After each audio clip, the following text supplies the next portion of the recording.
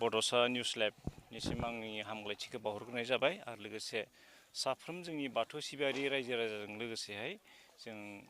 खाथि खाला जिखिनि धोरोमानो जाथों साफ्रोम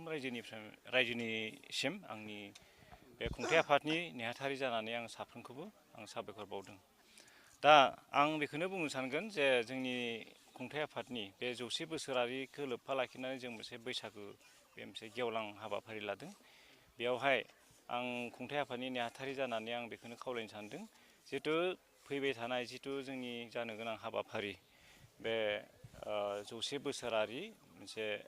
जारिमिन बे मोनसे गेवलां बे खुंथाइ आफादजों लोगोसे बैसागो गेवलां जोंनि बे हाबाफारि लानायावहाय आं खावलायदों जे जोंनि साफ्रोम बाथौ सिबियारिजों लोगोसे आरो लोगोसे जाय जों गुबुन धोरोमारि बिथांमोनखौबो आं खावलायदों आरो जों इतिमধ্যे जों लिंखानाय हिसाबै बयखौबो जों आसा खालामदों जे बे हाबाफारियावहाय बयबो बाहागो लाफैगोन गाजा गोमजायै बेखौ जों आसा खालामदों आरो नोंथांमोननि थाखाय जोंनि थाखाय जथेस्थ' नङाबाबो बा नोंथांमोननि थाखाय जथेस्थ' नङाब्लाबो जों बेयावहाय जों ओंखाम बाथिसेखौ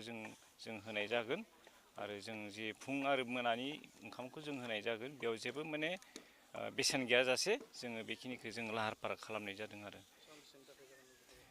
बेयो जोङो 17 तारिख एप्रिलनि 17 तारिखनिफ्राय जों 19सिम लादों। 17 तारिखआव जोङो मोनसे गामि हिसाबैनो जोङो मोनसे हान्जा सुरनाय बे हाबाफारि लादों आरो हान्जा सुरनायनि उनावहाय जोङो मोनसे आर'ज लादों। बे आर'जनि उनाव जोङो आर'जनि सिगांनो जों नैबेखौ लादों जोङो जिथु आलारि बाथि सावनाय बेखौबो जोङो लानाय जादों। ओंखायनो बे आलारि बाथि सावनाय बा हान्जा सुरनायाव खाथि खाला जोंनि बाथौआरि बा जायखिजाया धोरोमारिफोरानो बेयाव बाहागो लाफैनो हागोन होननानै आं खावलायहरदों नेहाथारि जानानै आरो बिब्दिनो 18 तारिखनिफ्राय जोङो मोनसे फुंनि आर'जखौ लानायनि गेजेरजोंनो माखासे जोङो जोंनि गामिनि जिथु जारिमिनारि जों मोनसे बिजाब दिहुनदों बे बिजाबखौबो जोङो बेखेवनाय लादों आरो बिनि उनाव बिब्दिनो जोंनि गामिनिफ्राय जाय न'खरनिफ्राय जों गुबुनाव हाबा जाहैदों बा फिसाज्लायानो जा फिसाजोआनो जा हाबा जाहैदों दा बिथांमोनखौबो जोङो लिंनायनि गेजेरजों जोङो हैदिनखालि जोङो आर'नाइजों जों बरायनाय जागोन आरो लोगोसे बिब्दिनो जोङो बरायनायनि उनावहाय जोङो जिहेथु जोंनि बे मोनाबिलि समावहाय जों मोनसे गेवलां मोनसे हारिमु लानाय जादों।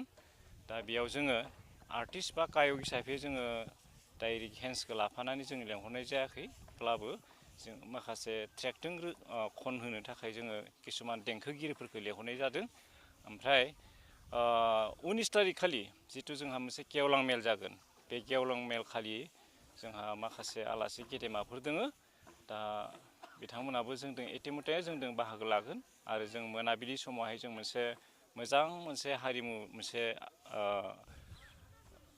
दिन्थिफुंनाय लादों। जोंनि गामिनि माखासे जाना थांनाय गोदोनि जारिमिनफोरखौ लाफानानै माखासे जोङो मोसानाय लादों आरो बिदिनो फावथिनाफोरबो जोङो दिन्थिनाय जागोन। ओरैनोथ' जोंनि आन्दाजाव जेनेबा 1100-1200 बिब्दि मोनसे जोङो टारगेट खालामदों आरो बिनिफ्राय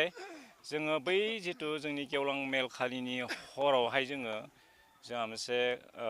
देंखोगिरि गायक हेन्सबो जों खावलायनाय जादों। बिथांमोनानो जाहैबाय शिबराम बर' आरो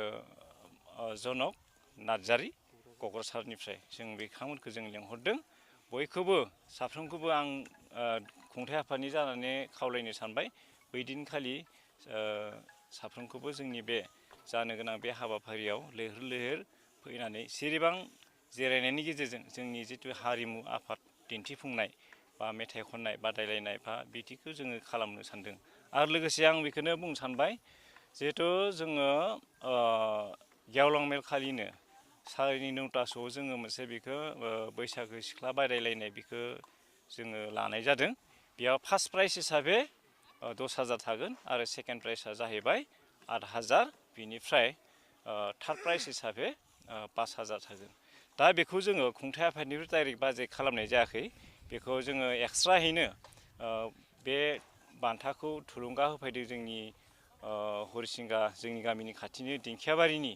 बिथां खोरोमदाव बर' बिथाङा 10,000 होदों फार्स्ट प्राइजनि थाखाय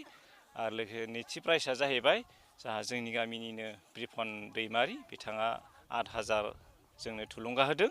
आरो लोगोसे गामिनिनो जोंहा बिथाङा मिथिंगा बसुमतारी बिथाङा बे थार्ड प्राइजनि थाखाय 5,000 जोंनो थुलुंगा होदों आरो जायखिजाया सुबुङानो बादायनो हागोन आरो